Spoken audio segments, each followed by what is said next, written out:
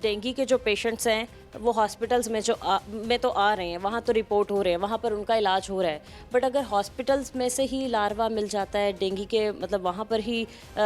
کسی کو کاٹ جاتا ہے, کیونکہ ریسنٹلی ابھی میں نے ایک پروگرام کیا تھا تو وہاں پر میو ہاسپٹل میں موجود تھی, تو وہاں پر لوگوں نے کہا کہ انتہائی گندگی ہے, پانی بھی اکٹھا ہے, مطلب اے سی کا ڈرینیج سسٹم کوئی اتنا اچھا نہیں ہے. تو اگر سرکاری ہسپتالوں میں یا پھر سرکاری دفاتر میں ہی ہمیں لاروا مل جاتا ہے تو ان کے خلاف کیا اقدامات ہو رہے ہیں؟ جی بالکل, گورنمنٹ کی جو ایس او پیز ہیں, اگر کہیں گورنمنٹ بلڈنگ سے بھی ملے گا تو as per S O Ps ہی کارروائی ہوگی ان کے خلاف بھی. اور ہم اس لیے جو ہے نا تمام جو محکمے ہیں ڈپٹی کمشنر کی سربراہی میں ہر ہفتے ان کے ساتھ ڈرک میٹنگ ہوتی ہے, جس میں تمام محکموں کے فوکل پرسنز آتے ہیں اور وہ اس چیز کو انشور کرواتے ہیں کہ ہسپتالوں کے اندر بھی ہاؤس کیپنگ ہو, اسی طرح تمام سرکاری عمارتوں, تمام سرکاری جو ادارے ہیں ان کے اندر بھی ہاؤس کیپنگ اور لاروا کی جو ہے ڈیٹیکشن وغیرہ اس کو وہ کیا جائے تاکہ کہیں پہ بھی ڈینگی مچھر کا لاروا پیدا نہ ہو. صحیح ہے, ٹھیک ہے. اس کے علاوہ آپ کیا کہنا چاہیں گے ہمارے لوگوں کو؟ آپ نے بتایا کہ آپ کی سرویلنس ٹیم موجود ہیں, وہ کام کر رہی ہیں, جاتے ہیں ہاٹ اسپاٹ ایریاز میں, یہ بتائیں کہ آپ شہریوں کو کیا احتیاطی تدابیر دینا چاہیں؟ جی بالکل, جیسے میں نے عرض کیا کہ محکمہ صحت جو ہے وہ بالکل اپنی تمام کوششیں اس میں بروکار لا رہا ہے, لیکن ظاہری بات ہے عوام کے تعاون کے بغیر اتنی بڑی ایپیڈیمک سے نبردادا ماہ ہونا مشکل ہے. تو ہماری تمام عوام الناس سے یہی درخواست ہوگی کہ وہ جو ڈینگی کے حوالے سے حفاظتی اقدامات ہیں, جس کے اندر جو ہے وہ مچھر بھگاؤ لوشن کا استعمال ہے, بیڈ نیٹس کا استعمال ہے, اسی طرح جو ہے وہ صبح اور شام کے وقت جو ہے نا مکمل بازو والے کپڑے پہننے کے حوالے سے ہے. اسی طرح اگر کہیں بھی کوئی ڈینگی کا پیشنٹ ہے تو اس کو فوراً جو ہے نا قریبی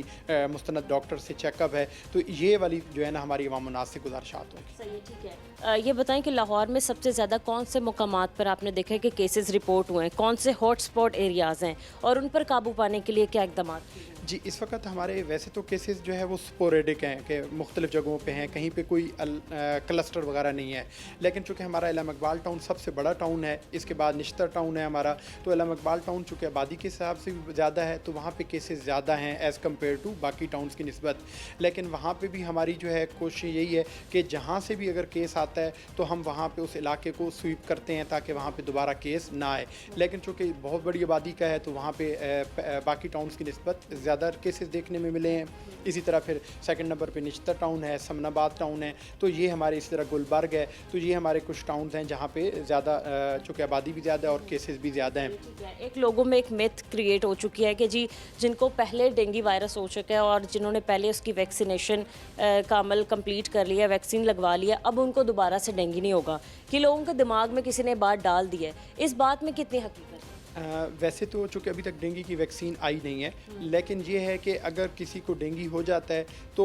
چونکہ ڈینگی کی صرف ایک سٹرین نہیں ہے, ڈینگی کی 4 سے 5 سٹرینز ہیں, ٹھیک ہے. تو یہ کہنا کہ اگر اس کو ایک دفعہ ڈینگی ہو چکا ہے اب دوبارہ ڈینگی نہیں ہوگا, یہ پاسبل نہیں ہے. اس کو دوبارہ بھی ڈینگی ہو سکتا ہے, اور بعض اوقات یہ ہوتا ہے کہ اس کو دوسری سٹرین سے ہوتا ہے اور وہ زیادہ خطرناک بھی ہو سکتا ہے. تو اس لیے عوام الناس سے ایک گزارش ہوگی کہ جب بھی کسی بھی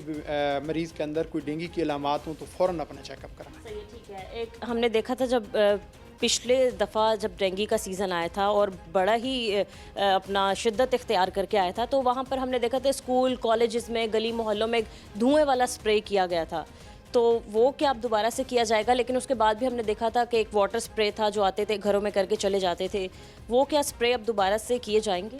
جی جو جس کو آپ واٹر سپرے کریں اس کو بیسیکلی آئی آر ایس کہتے ہیں, یہ سب سے زیادہ ریکمینڈڈ ہے اور یہ زیادہ اس کی افیکٹونیس بھی ہے. اور یہ چونکہ انڈور میں کیا جاتا ہے تو اس کی وجہ سے جو ہے نا یہ دیواروں کے اوپر سرفیسز کے اوپر کیا جاتا ہے, تو جیسے ہی مچھر اڑ کے اس دیوار یا اس سرفیس پہ بیٹھے گا تو وہ مر جاتا ہے اور اس کا اثر بھی دیر پا ہوتا ہے. جو آپ جس کو دھوئیں والا سپرے کہتے ہیں اس کو فوگنگ کہتے ہیں. فوگنگ کے لیے پراپر ایس او پیز ہیں کہ اگر کہیں پہ اڈلٹ ماسکیٹو ہوگا تو اس جگہ پہ فوگنگ ہوگی. وہ بھی ہمارے جو ٹیکنیکل ایکسپرٹس ہیں, انٹمولوجسٹ ہیں, وہ اپنی نگرانی میں کرواتے ہیں, کیونکہ ادروائز یہ جو فوگنگ ہے وہ سانس کی بیماریوں کو جنم دیتی ہے یا سانس کے مریضوں کو. یہی تھا پرابلم کہ سوال تھا کہ اگر یہ جو آپ فوگنگ کہہ رہے ہیں, دھوئیں والا سپرے جسے لوگ ہم جانتے ہیں,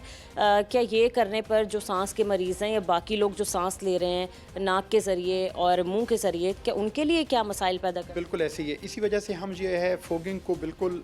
جو ہے نا وہ ٹارگیٹڈ بھی کرتے ہیں, اور پلس ہمارے جو ٹیکنیکل لوگ ہیں وہ اپنی نگرانی میں کرواتے ہیں تاکہ اس کے فائدے کی بجائے ذرا سا بھی نقصان نہ ہو. لیکن چونکہ ظاہری بات ہے اس کے ساتھ نقصانات ہو سکتے ہیں, اس لیے ہم اس کو ریزرو رکھتے ہیں اور اس کو ہمارے جو ٹیکنیکل ایکسپرٹس ہیں وہ اپنی نگرانی میں کرواتے ہیں.